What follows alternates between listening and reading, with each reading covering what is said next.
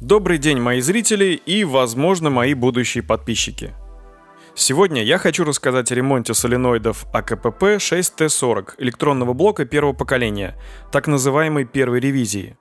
Напомню, что отличие электронной платы первого поколения от второго поколения в черно-белых соленоидах и наличии датчиков давления. Вот, на фотке вы можете их сравнить визуально. Очень частая неисправность в соленоидах первого поколения – это выпадание запорного пластикового кольца из своего посадочного места. Кольцо, судя по всему, вклеено или приварено трением с корпусом клапана. Под воздействием давления соединение лопается, и соленоид начинает травить давление, то есть выходит из строя. Есть несколько решений для устранения данной проблемы. Одно из них предлагает известная украинская фирма. Они предлагают вставлять алюминиевое кольцо с отверстиями. Цена за данное устранение неисправности большая, и смысл в ремонте соленоида пропадает. Мое решение – цианоакрилатный клей и тонкие шпильки для дополнительной жесткости соединения. Итак, разбираем соленоид. Многие разбирают лишь верхнюю часть, я же разбираю для чистки и верхнюю, и нижнюю часть соленоида. Вынимаем выпавшее кольцо и тщательно обезжириваем посадочное место, качалку, металлическое кольцо и запорное кольцо ацетоном или обезжиривателем.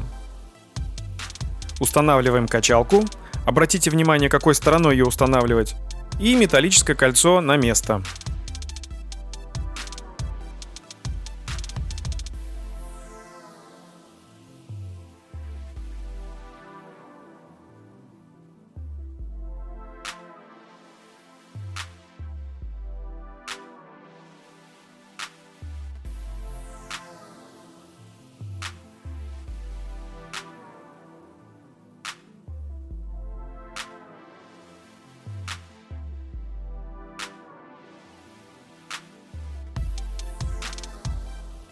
Аккуратно наносим цианокрилатный клей на торец запорного кольца.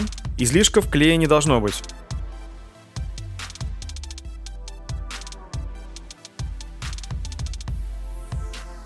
Устанавливаем запорное кольцо.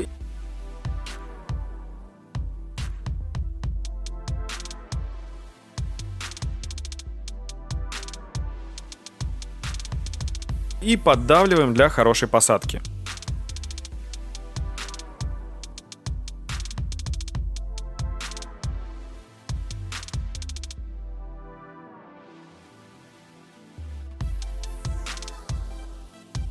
Делаем 3 отверстия глубиной 6 мм через 120 градусов сверлом 0,6 мм в этой части соленоида.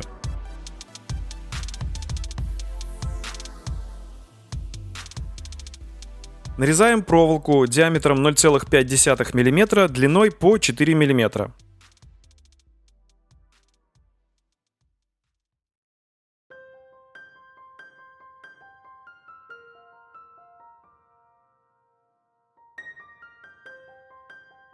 Опускаем в эпоксидный клей отрезанные кусочки проволоки и устанавливаем в отверстие.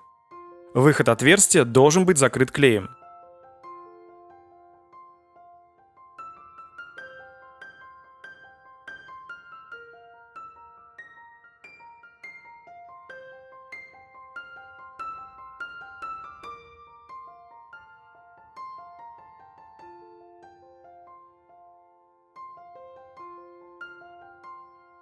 Так как после ремонта соленоидов всегда приходится их регулировать в рабочее положение, то я устанавливаю их на стенд и произвожу регулировку.